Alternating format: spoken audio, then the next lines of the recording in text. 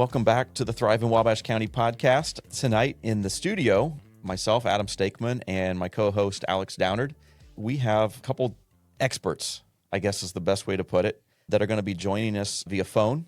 And so if you're watching this, you'll see their headshots. But if you're just listening, this hopefully sounds like a normal conversation, except understand that they're not in the studio with us. And if there is a sound quality issue, understand that's why. But on tonight's episode, we have Dr. Tim Slack, who is a professor of sociology at Louisiana State University, and Dr. Shannon Monnat, who is a sociologist, along with many other things, at Syracuse University. And we reached out to them. They had written an article and also a book about rural America. And so we reached out to them, and they agreed to come on the podcast and share a little bit about their research. Yeah, no, thanks, Adam, for kind of teeing this up tonight. We're really excited for the conversation. Two folks that have spent their entire career as what they'll call themselves rural sociologists, right? So studying real data, real facts. And so diving into maybe not what the headlines are that we read about rural America, but what some of the actual trends are, and then how those trends may be able to inform future decisions for our community and other rural communities across the country. And if you're a longtime listener, you know back in season 1, early on, it might have been episode number 5, Christine and Alex and we sat in the podcast and we talked about rural America and what it means, people that are moving back here, people that are moving away, and what we think we have going on here, but also some of the challenges that not just Wabash County, but rural America faces. And so to have Tim and Shannon speak from a sociologist side of things, who have done a tremendous amount of research. This is all fact-based, research. It was really good. Some of it, I think, affirmed what we're doing here in Wabash County and what we think is happening, but also kind of shine some lights on a few things that maybe we could do differently as well. Yeah, absolutely. So without further ado, we'll just go right into Tim and Shannon. So Alex, myself, and Christine Floor, who couldn't join us tonight, but she's the executive director of Visit Wabash County. The three of us kind of sat down and brainstormed how we would utilize this podcast and promote within our county things that are happening, people that are, movers and shakers, things that are happening at the state level that could impact us negatively or positively. And then eventually that led me to finding your article, which I immediately, dove into and then shared with the podcast and said, hey, I'd love to reach out to Tim and Shannon to see if they would have any interest in being on the podcast. And here we are. So thank you again for agreeing to join us.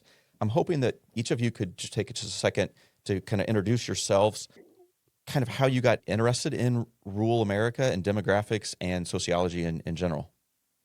Sure. Well, I'll go first. So my name's Tim Slack, and I'm a professor at sociology at LSU and down in Baton Rouge. And, my interest really came from coming of age in a small community. So I was born in a relatively large city, Madison, Wisconsin. But when I was 12, we moved to central New York. And, I lived in a community of about 2,000 people. We had, one elementary school, one high school that pulled from about 3 different communities in the area. And, one of the things that I was always interested in was I was always a bit of a news junkie.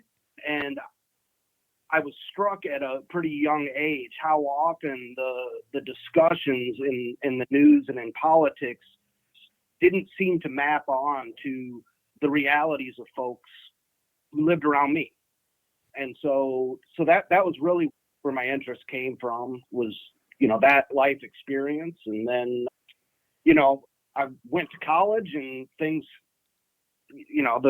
the windy path that can be, but I found sociology, and I found that there was something called rural sociology, and things just kind of took off from there. And so, Tim, you're currently Dr. Tim Slack, a professor of sociology at Louisiana State University. That's correct, yes. And so how did you and Shannon, connect? Well, we connected through a couple of professional groups that we're a part of. We're both active members of a national organization, actually this international organization called the Rural Sociological Society, of which Shannon is the president. So I'll let her talk a little bit more about that. And then we are also part of what's called a multi-state research group through the United States Department of Agriculture, through the USDA, called the Rural Population Research Network. And so it was really through, I think, activities in those two groups and having colleagues and friends in common that we came into contact with each other. And that leads us to Dr. Shannon Monnat, a Lerner Chair in Public Health Promotion and Population Health, Director of Center for the Policy Research and Professor of Sociology in the Maxwell School of Citizenship and Public Affairs at Syracuse University. Welcome on, Shannon. Thanks so much. Happy to be here. So share with us and our audience how you got interested in sociology and specifically rural demographics. Well, it turns out, like Tim, I was also born in a rural town in northern New York. Not the same town, oddly enough, but pretty close to where Tim was born. And I grew up there, and our towns actually sound pretty similar to Wabash in terms of population size and demographic characteristics. I still return there quite frequently, and being there, seeing the people who live there, seeing the population change and the economic change that's unfolded in that town over the last 30 years really does inform my interest in rural people and places. And just to piggyback on what Tim was saying about how what he would see often didn't match what he was hearing in the news or from politicians, I think, that really informed our approach to the book that we wrote as well, which is the book that then led to the conversation article that you were referring to. And that book is really our attempt to synthesize what the data do show about rural people and places as opposed to what people assume about rural people and places. For me, a lot of the media coverage about rural America, especially the coverage in the wake of the 2016 election, was just flat out wrong. Or at best, it was deeply incomplete. And so we felt an obligation to push back on some of that. So let's get into that article that I initially found called 6 Myths About Rural America. Again, that was kind of, I don't want to, maybe you guys can better phrase it, but it was kind of an extension of the book that you guys wrote called Rural and Small Town America, the context, composition, and complexities. Tell me a little bit about how that idea got started and specifically about the article and really what your end goal was with that article. Yeah, so the article in the conversation was really born from the book that Shannon and I wrote that was published by University of California Press in 2024. And we were looking with the conversation piece to just try to get this information out in front of a broader audience. The thrust of the piece that we wrote in the conversation, which we can talk about more specifically, and the thrust of our book was that there are lots of myths and misunderstandings about rural America. And those myths and misunderstandings can really mislead us about the challenges that folks are facing, as well as the solutions that might address those challenges. So that was, the major thrust. Another theme is that, it's often the case that people think about rural and small town America as sort of representing a time gone by, right? Where change rarely happens. And one of the things that we really wanted to highlight is that in rural and small town America over recent decades, really over all of time, change abounds. Lots of social change, demographic change, economic change. So we wanted to highlight those themes. And then I think the last piece that's important is that, rural America is not a singular thing. There's not one rural America, right? There's many rural Americas, and rural America is diverse. So we wanted to sort of put that in clear perspective as well. And I know for our listeners, I will have in our show notes, I'll have a link to this particular article. So our listeners, I know they're going to want to know and be able to read this for themselves. So I will have a link in there, and then also have a link to the book if somebody's interested in going a little deeper in with the full book. I know Alex has queued up some questions over there. I see him jotting down some notes. So Alex, go ahead and take us. No, Tim and Shannon, thanks so much for sharing so far. I think that one thing that's frustrating in a rural community is that oftentimes it feels, whether it's policies from the state or the national level, and hearing you talk there, Shannon and Tim, oftentimes rural communities aren't being thought of, or you're reading headlines or seeing policy that is clear maybe that rural communities weren't involved in the decision-making process. And then to hear you all say a step further that when rural communities maybe are at the table or are being discussed, there's these myths or these misconceptions that exist about who is in rural America and what life looks like with challenges or opportunities that our rural communities are facing. And so I appreciate your perspective in sharing that. If you both would be willing for the listeners, as they're going through this article, if we just dive into the myths of some of those misconceptions and where people may categorize rural communities or people that live in rural communities incorrectly. And let's start with myth number one, that rural America is disappearing. Let's go in a little bit to the actual factual information that you guys really discuss really well. And it's made me really open my eyes to the ideas that you guys shared in the article. So if we could, Shannon, would you get into myth number one, that rural America is disappearing? Sure. Yeah, I would just start by saying that this idea of population change is really at the foundation for understanding everything else about rural America. So it's really important that we get this right. Population change affects economic vitality. It affects school enrollment and tax bases and healthcare needs and infrastructure needs and political representation, certainly. So it's critical that we have a firm grasp on what's actually happening in rural areas. And the depopulation story is real in some places, but it's not the whole story. And it's often told in a way that hides a much more complicated picture.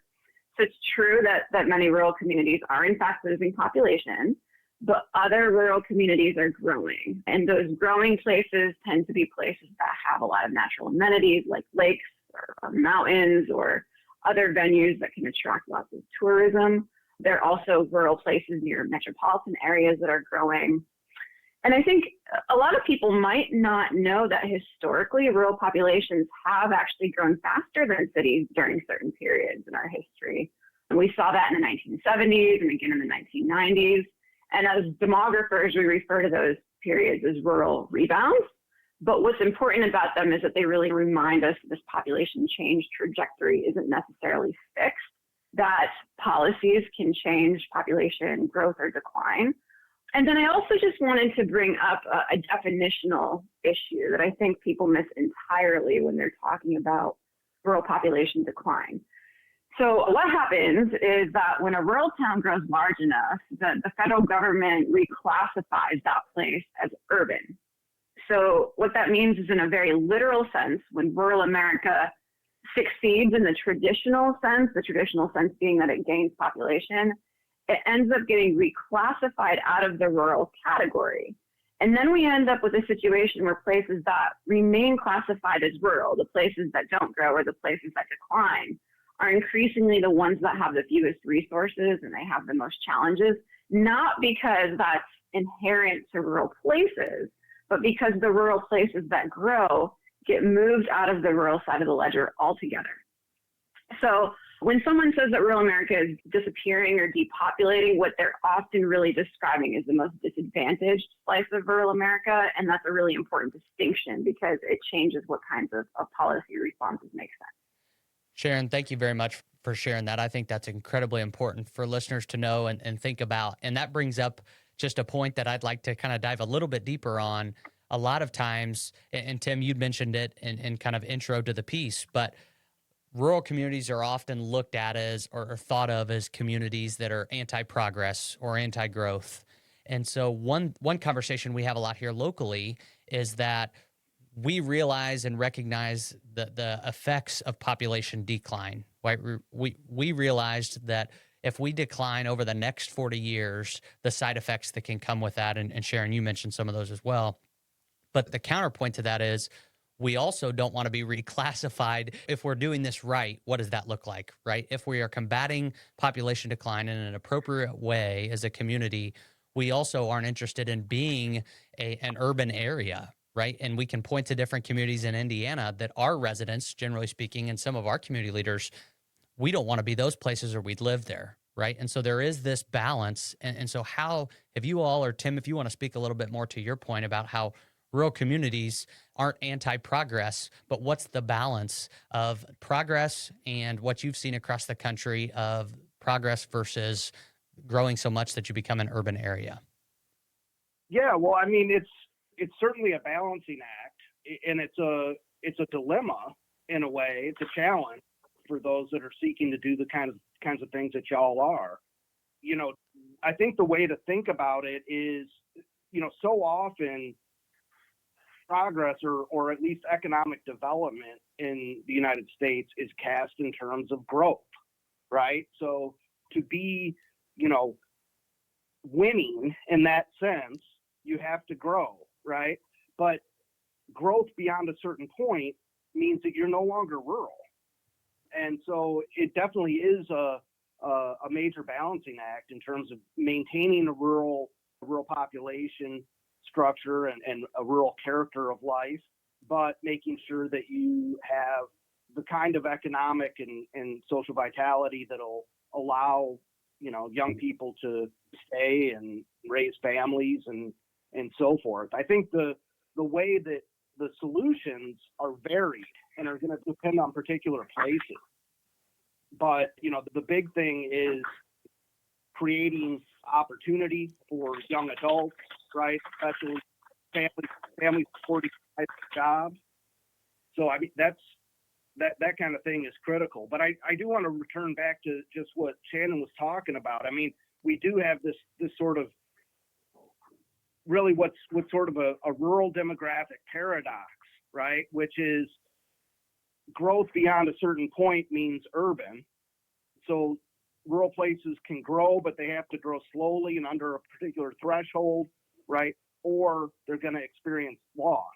And that very way of defining what rural is, being relatively small in population and lower in population density, it places limits on growth, right? So if growth is the only way to have sort of a vibrant future, it implicates rurality itself.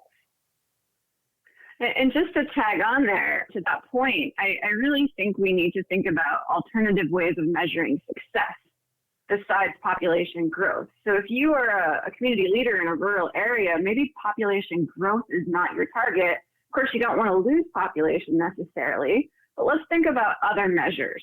What share of the population is employed? What share of the population is living to a healthy age and not sick or disabled or living in chronic pain? What share of your population would answer affirmatively to a question about whether they have hope for the future, whether they're living the type of life that they had expected to live 20 years ago when they were children? Those are the types of indicators that I would recommend we start moving toward raising the bar on for a rural community to say, okay, this is what it means to be successful. We know we've made it when we can raise up to these percentages or targets that we have for what we might think of as well-being indicators. I love that way of measuring versus just the growth. Growth could be stagnant. It could even go down. But if our citizens feel like they're thriving and they're living their best life, that in itself, and maybe our next generation of kids want to come back here and raise their families here, that is a great indicator of how well we are doing as leaders in the community. And Shannon, thanks so much for framing it that way, just of almost when we know we've made it indicators as a community. That's really powerful. Thank you. Let's move on to myth number 2, which is rural is farming. And especially here in our part of Indiana, farming is very, very important. And if you looked at it from a square mile perspective, farming does have a huge impact on our local community. But what you guys were looking at was how many people does that actually employ? And it's not what most people would think. So let's get a little deeper into that. Shannon, would you talk about what the myth is about farming and rural? Yeah, happy to do that. This might actually be the most persistent myth. In my undergrad classes, I asked my students to jot down the first word that comes to their mind when they hear rural, and a huge chunk of them say farm. But today, only about 6% of rural jobs are in agriculture. It's only 6%, and yet most people, that's the image that they come up with when you say rural. And even then, even in these heavy farming communities, a lot of farm families have members who work off-farm jobs. They need the health insurance, they need the retirement benefits, and farming alone doesn't provide those. So we spent quite a bit of time in our book talking about the kind of truer picture of the employment story in rural America, and that's that it's really a story of manufacturing and it's a story of service work. As you probably know, and as Indiana has experienced, manufacturing has played a really large role as a share of both jobs and earnings in rural areas. And the downside of that is that when you deal with decades-long loss of manufacturing jobs, like we've seen throughout the Midwest and the Northeast, that can be really devastating in rural areas. And the reason it's so devastating there is because there's no cushion. Mm-hmm. So like when a factory closes in a big city, those workers have other employers to turn to. But when you have a plant in a town of 5,000 people close, you don't just lose the jobs, you lose the tax base and the school funding and the retail spending and the champions that were, like coaching a little league team. You lose it all. It really cascades. So that's been a big problem for a huge chunk of rural America in terms of employment. And then the other thing for your listeners to keep in mind is actually the largest share of rural jobs today is in service work.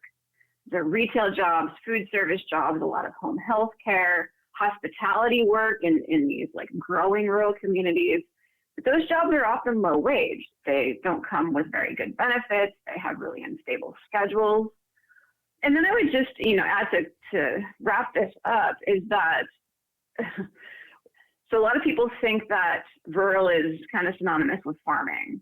And what that means is that our rural policy is often thought of as farm policy. But farm policy and rural policy are not the same thing. We really have this long-standing conflation of the two of those. And what that means is that most rural Americans, the ones who aren't farmers, they don't benefit from the primary federal mechanism that is specifically designed to support rural communities, which is the Farm Bill. That's a Tim, great. I don't know. Did you want to add anything to that? Yeah, I mean, it's the thinking about rural and farming as synonymous. It's a real mistake. I mean, there's no question that much of the land base in rural areas is used for agriculture, but in terms of people's direct employment, right, as Shannon said, we're talking about 6%, right? So, roughly 95% of rural workers are employed in other sectors of the economy. And, it's the issue with, the deindustrialization question is huge. I think that, paying attention to deindustrialization and the pain, a lot of times when people think deindustrialization, they think some of the big cities where it's been so prominent, like a Detroit, mm-hmm. right? But many small and mid-sized communities, right, have really gotten whacked by deindustrialization and plants and factories going out. And like Shannon said, diversity gives you the cushion. And if you don't have that kind of diversity, when a plant goes out, it can be a really devastating thing. The other thing I would just say about service sector work, and this is a bit of a simplification, but, in sort of broad terms, the service sector is very much characterized by sort of a good jobs, bad jobs dichotomy. There are good professional jobs in the service sector that provide people with family supporting professional wages, health and retirement benefits. And then there's a lot of service sector jobs that do not do those things, that do not pay well, don't provide consistent schedules and don't provide folks the hours that they need, don't provide any fringe benefits. So, thinking about those things and the kind of mix of jobs that you're going to want to see in a place is really important. And I would just say that, as Shannon was saying, sometimes because people think rural and farm, that conflation with the Farm Bill is a big deal. I mean, the kinds of policies that are more likely to really be beneficial for rural America are those that really focus on the working class. From a community standpoint, what have you all seen? Obviously, if I'm hearing you correctly, for a community to be resilient through change in employment opportunities, is it diversification in terms of expanding the types of employers, so not being so heavily manufacturing, or is it a combination of bringing more manufacturing opportunities so that we're not as stuck on one major manufacturing employer going out and being devastating to a community like you're talking about? Or is it both, right? That it's diversification of employment opportunities and continuing to bring in more manufacturing so that we aren't so heavily dependent on one over another. Yeah, I think it's an all of the above, depending on what your goals are for your community. But, there's no doubt that in many rural communities, rural and small town areas, manufacturing provides the good jobs. Yep, absolutely. Right. So, good wages, good benefits, oftentimes union work, that sort of thing. So manufacturing shouldn't be discounted. And indeed, thinking about, having people think about ways that we can stem deindustrialization and maintain, a better manufacturing capacity in this country is good for working people. On the other hand, you want diversity. I think it's good. You want, to the degree that you can do it, right? You want diversity within sectors and across sectors, so that if any one piece of the local puzzle gets destabilized, the whole thing doesn't fall apart. I mean, that's the big issue, right? If you're over leveraged. And I would just point out one other aspect, and I think it might be interesting to folks, given some of the assumptions that people have about rural politics. But, a major employer in rural America is government. Mm-hmm. And that's one of the good job employers, right? Whether that's, people that are teachers or in law enforcement or are working for the county. You can think about how important it is in many places to get on with the county with a job. Government's an important part of the puzzle too. And in terms of the right mix for economic development strategies, it really is going to depend on the rural place itself. What might work in one place is not going to work in another. A lot of rural communities are really trying to leverage natural amenities to drive tourism-based economies. And that's great for places that have nice mountains and lakes and other attractive amenities where people want to move or want to visit. But that's not going to work in certain parts of rural America that don't have those same amenities. And so that strategy really needs to depend on the assets that are available in the community that we're talking about. And then just to add on something that Tim hasn't mentioned yet, and that is that entrepreneurship is a really strong driver of the economy in a lot of rural communities. There are a lot of small businesses, and the data show that rural places that have more self-employment, that have more small businesses, those are the ones that are more successful in the long term. And you can imagine why this is the case, right? Someone starts a small business, they can employ other people in the community, they know each other, they care about the community. These are the businesses that fund the local soccer team or the local arts club. And so they have like this add-on benefit of not only providing strong economic foundation for the community, but they also provide a really strong social foundation for rural communities. Speaking of diversification, let's talk about the third myth, which is that rural America is mostly white. What did your research tell you about this myth? Okay, Tim is pointing at me to take this one. So yeah, there is this image that rural America is overwhelmingly white, and it's just not accurate. It's about one in four rural residents who are not white. And of those, Hispanic and Black populations make up the largest shares of the rural non-white population.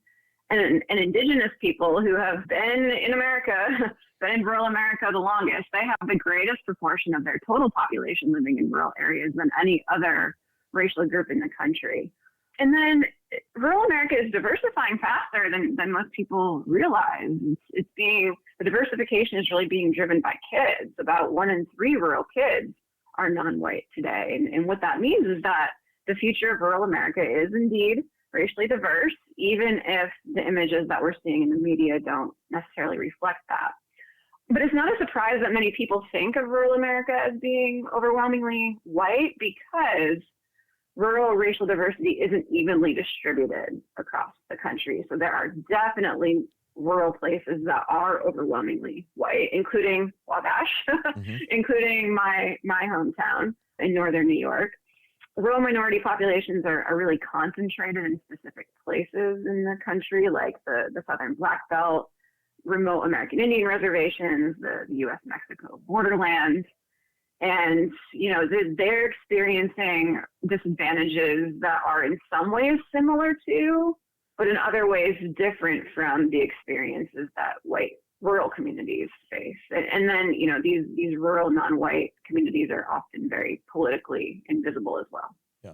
And like you had mentioned during the kind of the economic and what each community needs, we are a diverse country. We're a large country, and what a small Colorado community that may have mountains for skiing, just like how they may be very diverse compared to us as far as what their economic value is, the same was their population. And I'm thinking about time that I spent in southern Louisiana and in some communities where I was the minority versus here in northern Indiana, where, like you mentioned, we are a predominantly white county, state probably, as far as the rural communities go. But in the United States, we're very diverse. So you want to add anything on to that? No, I think that's incredibly important and true to think about, Adam. One thing as we transition to maybe myth number 4 that I'm interested in hearing, Shannon and Tim, your thoughts on. We've spent some time here locally with a consultant of ours talking about social determinants of health and how important health outcomes are to a community's overall prosperity and both growth and decline. And so just myth number 4 for the listeners is that rural America is healthier than urban America. If you all would just speak a little bit maybe to what you found through your research on health and that focus specifically. Sure.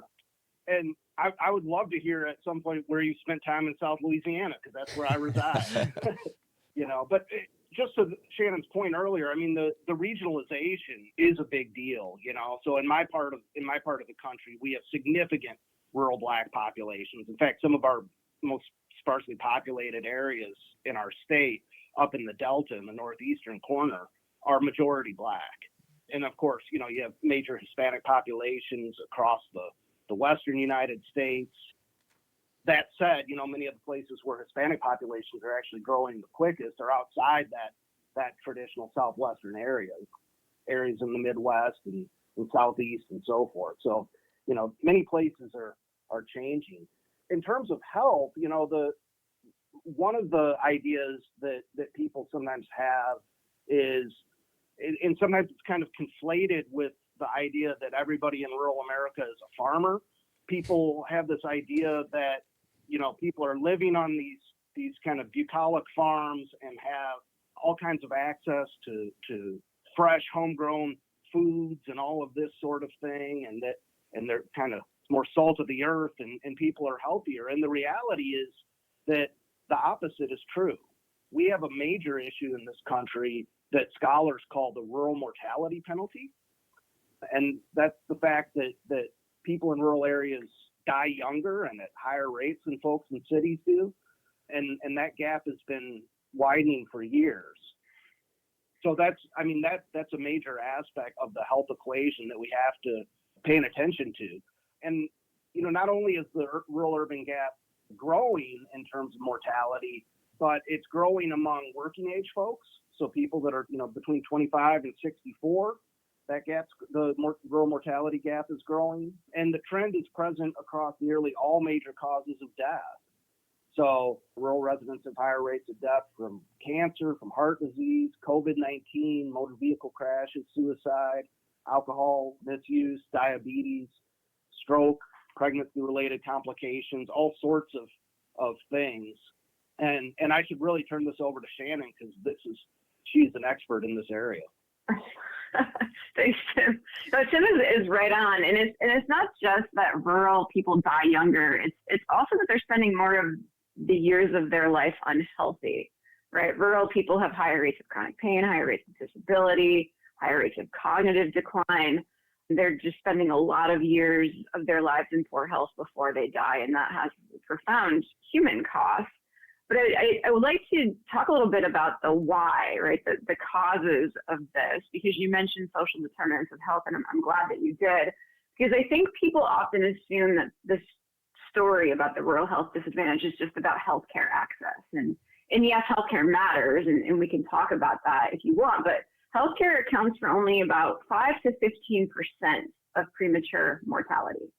That means at least 85% of the reason that rural Americans die younger than urban Americans is from upstream causes. And that's really where we have to focus our attention. So I use this parable in the classes that I teach. And it's a story from a medical sociologist, John McKinley. And he tells the story like this. He's talking about a physician. And he says, there's this physician who's standing by a river, and he hears a person who's drowning crying for help. So he jumps into the river, pulls them to shore, gives them artificial respiration, and just as they start breathing, there's another cry for help. So back in the river he goes again and again without end. And he's so busy jumping in and pulling people out of the river that he has no time to look upstream to see who's pushing them all in. And that's how this country approaches health. We spend an enormous amount of money pulling people out of the river. It's $4.1 trillion a year we're spending on healthcare. That's nearly 20% of our entire GDP. And yet rural people keep dying too young because we're not addressing what's pushing them in. So you might ask, what's pushing them in? Well, tobacco is the single largest cause of preventable death in the U.S., and it might not surprise you that rural Americans smoke at significantly higher rates than urban Americans. And that gap has actually been increasing because smoking rates have been declining a lot faster in urban areas. Alcohol, as Tim mentioned, is another major factor. Rural areas have higher rates of heavy and binge drinking. They have higher rates of alcohol use disorder. Rural kids begin drinking at earlier ages than urban kids. Obesity is a huge story here, and obesity rates are substantially higher in rural areas. And a huge part of that story is diet. In terms of social determinants, rural residents are more likely to be food insecure, and paradoxically, that increases the likelihood that they're going to consume cheaper and less nutritious food. They consume more sugar-sweetened beverages, for example. So those are just a couple of the factors causing the higher rates of chronic disease, and they all have their roots in state and federal policy choices that we could dive into if you wanted to. Well, Alex is nodding that he definitely wants to go down that rabbit hole. So yeah, tell us a little bit more about that policy and what you would recommend or what the errors are in the current policy. Sure. Well, we can talk about both state and federal policies. I'll just give an example of one type of state policy that really seems to drive the needle. In terms of tobacco, you might not be surprised that states that have more excise taxes on tobacco have lower smoking rates. And coincidentally, they have lower mortality rates from lung cancer. And so, it turns out that rural residents are more likely to live in states with very lax tobacco policies in terms of they just don't have high excise taxes on cigarettes, for example. This is one example of a state policy that can really drive the needle. In terms of federal policies, your listeners may know this, they may not know this, but the federal government subsidizes sugar subsidies, for example. That means that our tax dollars go to big agricultural ventures that produce the same sugar that then gets added to our food that is doing a lot to drive the obesity epidemic. So those are just two examples of many in the way that state policies and federal policies have a big impact on things like rural tobacco consumption and rural obesity rates. Thanks for sharing that, Shannon. Those are two examples. I think that even here in Indiana recently, we increased the excise tax, and there was a lot of folks in Indiana that were frustrated by that. And so that's probably, but I'm guessing that policy decision was informed by some of the research you're sharing and what the positive implications might be for health outcomes in Indiana that came from that. So thank you for sharing those two examples. I think back to, it wasn't too long ago that we actually, our local bars and restaurants went tobacco free, went smoke free. And that was a huge conversation, about infringing on people's rights and all the different things. And fortunately for us non-smokers, that ban did go into place with some exceptions for, what they consider bars. But most places that went along with that actually found long-term they had more people in their establishments because people that didn't smoke really wanted to be in a smoke-free environment. So I think that you're right. It's probably a rural thing in general, but I'm thankful that our local mayor, at least, and local politicians bought into the idea that it's a healthy habit and can save us in the long run. Moving on to I can remember the days where the teachers would still be smoking in the smoking room in school. And, like the kids would wander in there to get their candy bars out of the vending machine because it was the only place you could get candy out of the vending machine when I was a kid in school. Like the vending machines weren't ubiquitous like they are now. But my mother was a waitress in a diner where you could smoke inside, and she would come home just reeking of cigarette smoke and just be awful. She'd be coughing all the time. She'd have to take her clothes off the minute she would get home and like jump in the shower. And so, I'm old enough to remember those days, and also coming home from bars when you're in college, and just like the college kids today will have no idea what it's like to come home and smell like an ashtray when you left the bar. That's right. I'm old enough we always poke fun at Alex because he's a bit younger. And so this is my opportunity during this episode to make a little fun. I remember those days of going to the bars and smelling like smoke, but Alex, I think he's a little too young. It was right at the beginning of my time. Okay. As that was ending, it was at the beginning of my turning 21. The fifth myth that you guys cover in your article is that rural families are more traditional. Tim, would you like to talk on that a little bit? Sure. Well, so, this myth is rooted in the idea that quote unquote traditional families, which is usually, sort of rooted in sort of the mid 20th century norm of mom, dad, mother and father being married with kids in the home. The idea that those traditional kinds of family structures are more common in rural places. But the fact is that today, that's just not true. Today, rural children are less likely than urban children to live with married parents, and they're more likely to live with cohabiting unmarried parents. So that's, couples that are unmarried or in the care of grandparents or other relatives. And, partly as a result of that, partly as a result of more economically vulnerable family forms being more common in rural America, we see higher child poverty rates in rural America than urban America. And we see many rural families that rely on safety net supports like SNAP, or what we used to call food stamps. So the point is that rural families, just like American families, are diverse, but also that different family forms have different levels of economic vulnerability. And there are many folks in rural America that are living in economically vulnerable families. And, another example would be, single female-headed families. So single female-headed families are very economically vulnerable. I mean, you have, you're talking about one earner versus potentially two. We have gender wage gap, all kinds of things that are going on there that make families headed by single moms particularly economically vulnerable. So the point is that we just need to pay attention to that reality and not think that sort of the 1950s, 60s model is still so dominant, because it's not. In fact, rates of birth outside of marriage are higher in rural than urban America. I guess that does surprise me, but what I'm most excited about in this conversation is that the information you guys have presented is factual based. It's not feelings. It's like I can feel like I appreciate where I live and the things that I know, but you guys are actually giving us factual data, and I really, really appreciate that, because I would not have guessed that rural America, the birth rate, how did you describe that? The birth rate in a single family home is higher in rural America than it is in urban? It's since really, and this is something that's really emerged, in this century, since 2000, since the mid 2000s, the share of births of people to parents who are not married has been higher in rural than urban areas. Well, I've got a couple for much century that was reversed. But yeah.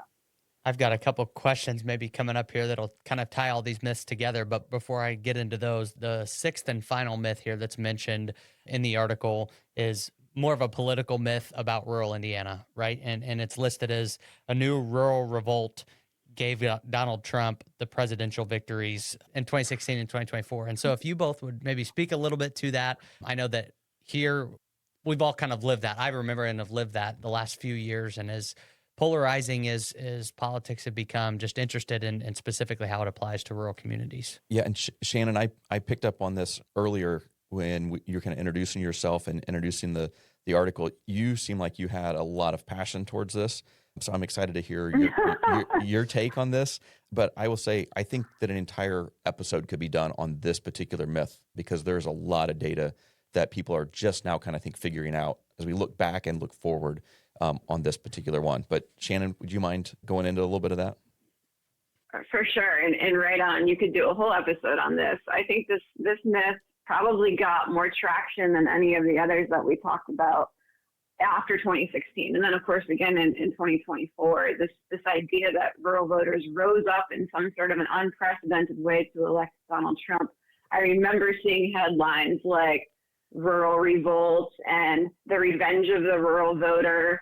And yeah, it's true that rural voters have supported Donald Trump in very large numbers, but that framing of a revolt is historically inaccurate, and it's something that Tim and I really wanted to set the record straight on. Rural voters have been shifting toward Republicans for decades, many, many decades. It's not a revolt. It was a long-term realignment. In fact, as we wrote in the conversation piece, the last time rural and urban voters were within 1 percentage point of each other in a presidential election was way back in 1976 when Jimmy Carter was running for president. And then after that, the gap grew pretty slowly through the 1980s and 1990s, but then expanded quite a bit in the 2000s and has reached about 20 percentage points in recent cycles. So when Trump won rural America by large margins first in 2016, that was the continuation of a 5-decade trend. It's not a sudden uprising. And then when we dig into those voting data, we see that what actually distinguished the vote in 2016 wasn't some new rural surge. It was Trump's overperformance in small cities, particularly small cities in the industrial Midwest, these places that had been battered by the deindustrialization that we were talking about earlier. And that's a much different story than rural America revolted.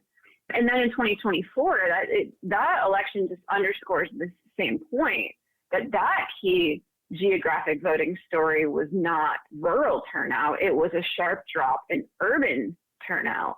It was that Kamala Harris received 10 million fewer votes from large and medium-sized cities than Biden had received in 2020. That's not a rural revolt. That's a Democratic coalition problem. And then the last thing that I want to just set the record straight on here is the idea that rural America is some sort of a political monolith. It's not. There are millions of rural Democrats who are routinely outvoted by their conservative neighbors. And there are some predominantly rural counties that do vote Democrat by very large margins. Thank you for sharing the sixth and the maybe not most controversial, because it's rooted in the data and all of the research that you all have done, but probably the largest myth, and the one, like you'd mentioned, you all received the most amount of attention from. So a lot of these myths that we've talked about, I'll use the word negative for rural communities across the country, right? And some health challenges that we battle, some economic challenges that we battle. This is an unfair question to ask both of you up front, but as you all in your work of really your entire career have looked across the rural community landscape and studied rural populations, what are some maybe of those categories, right? We recognize that the rural communities that are growing in terms of population are the areas with natural amenities. You all have shared that have capitalized on that. But what are some of the things, whether it's a specific example you can point to in a rural community or just general buckets of advice you have for rural community leaders?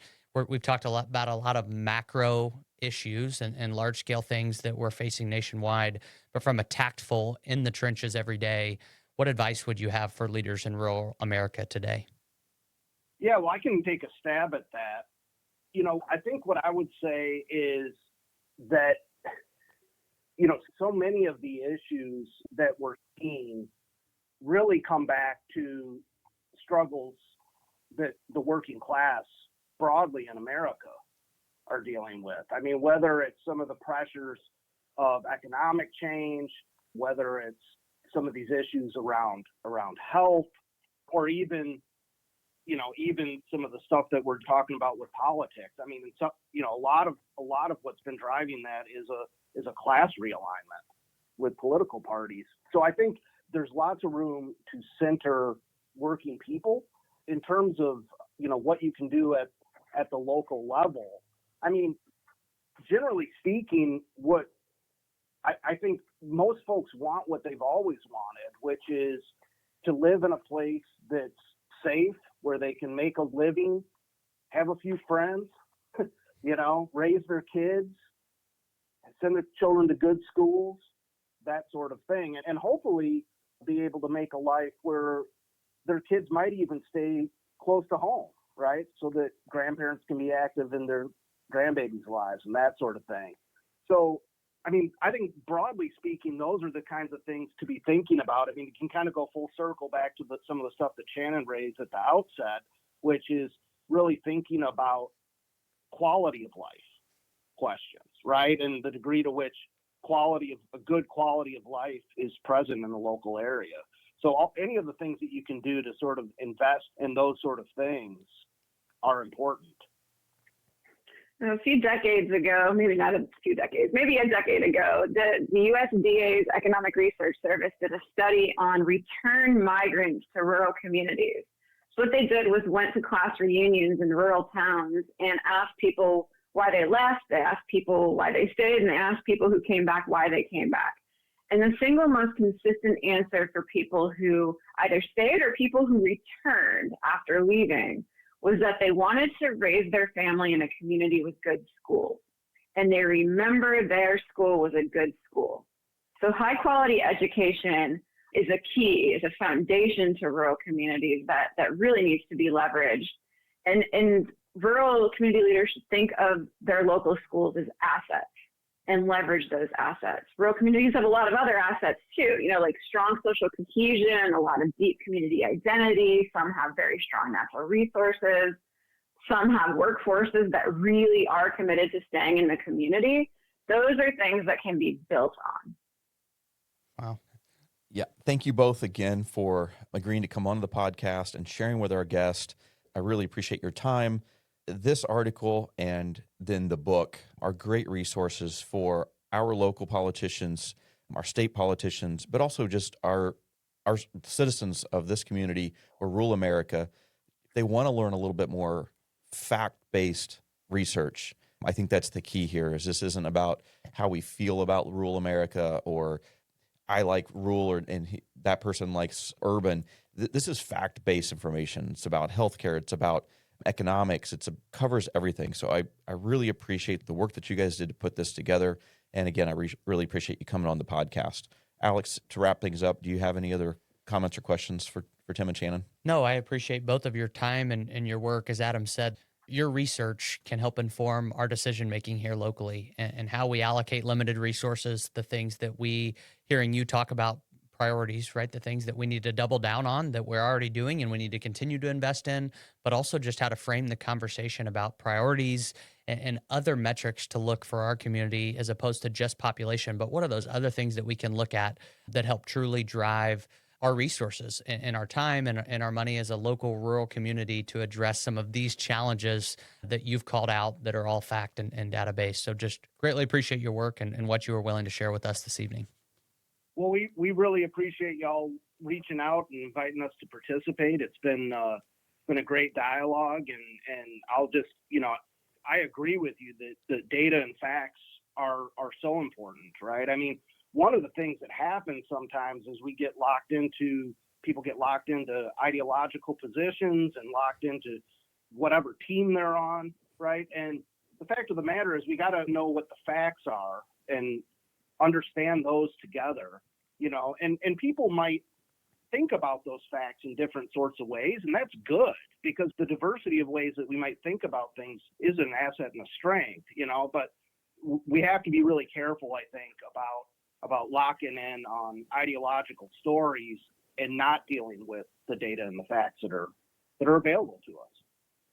Well said. Wow, Adam, that was unlike any guest we've had 2 seasons in here on the podcast. 2 extremely knowledgeable and intelligent sociologists that have spent their entire life and careers work and diving deeper and studying rural population.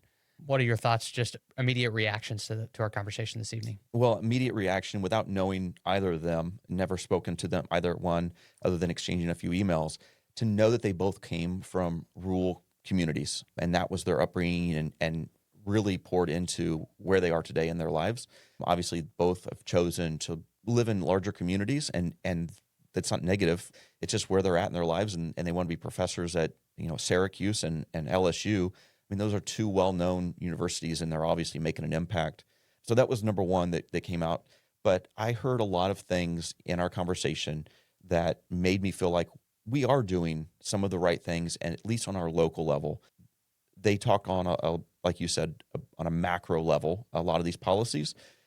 Some of those things we can't change. Now we can help with the narrative, and our local officials can move to the state level and help share what we really need in rural America. But I mean, I thought just the key that they were pushing fact-based information, even though it may have talked about the entire United States, it's not talking about Wabash County. They're fact-driven, and I love that. Yeah, absolutely. And I think there's a lot of value in us drilling down on and spending additional time locally on what are those, as Shannon was talking about through the podcast, but what are those other metrics other than just population, right? That's been kind of the rallying cry, which I think all of the other investments in quality of life, quality of place, education, all over time, right, feed into that population number. And while that's important that we look at that, just her perspective on the other things that we can look at of, we know we've made it when this number changes, right? Or we get this perception figured out, right? And so if that's us locally spending additional resources to survey or dive deeper into data that we have access to, even if it's not through a census bureau or something like that, that's a worthwhile investment. If that's something we can point to and say, we're allocating resources appropriately when we know this number changes locally, right? Yeah, I'm glad that she opened up with that. And that, I mean, it was really made me think differently about it. Obviously, we can't afford for our population to decrease over time, because eventually we just kind of go away as a community. But it is interesting to think about things like how people feel. Do they feel like their future is bright here? Do they feel like their kids are getting a good education? Do they have entertainment opportunities? Those are all super important, and they're harder to measure, but probably worthwhile to see about how we can measure that. Yeah, absolutely. And I think if we can stabilize the population loss, right, at such a rapid rate, if we can stop losing population in Wabash County and find a way to just stabilize and work and look at those other metrics, and again, push resources towards certain initiatives that are targeting those metrics, that over time, how somebody feels about Wabash County, or if there's opportunity here, that'll help us long-term stabilize the population loss, right? And maintain or grow at a moderate rate that can help us sustain through the trends, right, of ups and downs. One of the other things that I thought about was when they talked about myth number 3, which was that rural America is mostly white. And we know that our community is not the most diversified community, but to think about that it is changing across the country. And I think about the Diversity Coalition up in Manchester and the work that they're doing, and it's needed. We are, as a community, as a rural community, as Wabash County, we are changing. Population is changing, and the resources that they do provide up there are needed. And I'm thankful for that. Some people could look at it and be like, we don't need a diversity coalition, but we truly do. We have a large number of Hispanic people that are moving to our community and fulfilling jobs. Yeah, absolutely. And while a lot of that recent growth, I would say, has been located in Manchester, the Diversity Coalition's work is countywide, right? And so as we've seen partners and different folks across the county continue to just make Wabash County a welcoming place to live, right? And I think that's becomes a political thing. The reality of it is there are residents living in Wabash County today that are not white, right? And so how do we work with those residents who are in our community to make them feel like this place is home is what's better across the county, right? And that those folks feel supported in living here because they are a part of our community and a part of the local economy. One of the other things that came to mind for me was when we talked about that rural America is not as healthy as urban, and even though people may think so, it made me appreciate what we do have here and the work that is being done, whether that's the Tobacco Coalition, the work that they do in our schools to try to prevent young people from taking their first puff of a cigarette, or the fact that we've got YMCA here that's trying to help, with wellness initiatives. But then we also have the Honeywell Center that we all know is a gem in the arts that they bring here. So we aren't, as Wabash County, we aren't the typical rural America. We do have a lot of things going for us, but it doesn't mean that we're perfect and that we do have some work we can be doing to make Wabash County even more attractive. Yeah, absolutely. So thank you all for joining us tonight for this episode. We think it's special. We hope that you found something and learned something new from this. And I really think it's going to give us some ideas on things we can talk about when the three of us, Christine, Alex, and myself, are back in the studio at some point, and maybe even some things that we can share on the state and the local level with some of our politicians and decision makers. Yeah, no, absolutely. As somebody that works in the county every day, right, and trying to make Wabash County a more attractive place for people to grow up and live, I have a lot of major takeaways of just in at least changing how I think about things based on tonight's episode. And so hope our listeners and residents will feel the same. Yep. Well, like always, the ThriveIN Wabash County podcast would not be made possible without some very generous support from the Gilman Investment Fund, Sandra Kunkel Trust, Mark and Amy Ford, Paperworks Industries, the City of Wabash, Community Foundation of Wabash County, and Visit Wabash County. Until next time, I'm Adam Stakman. And I'm Alex Downard. And this is ThriveIN Wabash County.